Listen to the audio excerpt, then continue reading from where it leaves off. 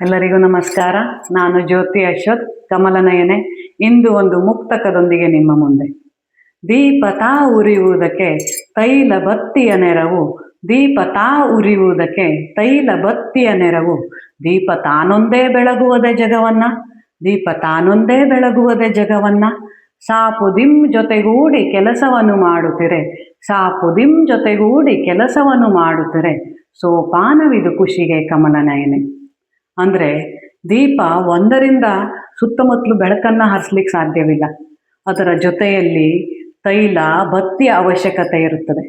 ಅದು ಮೂರು ಜೊತೆಗೂಡಿದಾಗ ಮಾತ್ರ ದೀಪ ಬೆಳಗಲಿಕ್ಕೆ ಸಾಧ್ಯ, ಸುತ್ತಮುತ್ತಲು ಬೆಳಕನ್ನು ಹರಿಸ್ಲಿಕ್ಕೆ ಸಾಧ್ಯವಾಗ್ತದೆ. ಹಾಗೆ ಮನುಷ್ಯರಾದವರು ತಾನೇ ಶ್ರೇಷ್ಠ ಎನ್ನುವ ಗರ್ವವನ್ನು ಬಿಟ್ಟು ನಿಷ್ಕಲ್ಮಶ ಮನಸ್ಸಿನಿಂದ ಎಲ್ಲರ ಜೊತೆಗೂಡಿ ಕೆಲಸವನ್ನು ಮಾಡ್ತಿದ್ರೆ ನಮ್ಮ ಜೀವನದಲ್ಲಿ ಯಾವಾಗಲೂ ಖುಷಿಯೇ ತುಂಬಿರುತ್ತದೆ ಅಂತ ಹೇಳ್ತಾ ನನ್ನ ಮಾತಿಗೆ ಪೂರ್ಣ ವಿರಾಮವನ್ನು ನೀಡ್ತಾ ಇದ್ದೇನೆ. ನಮಸ್ಕಾರ.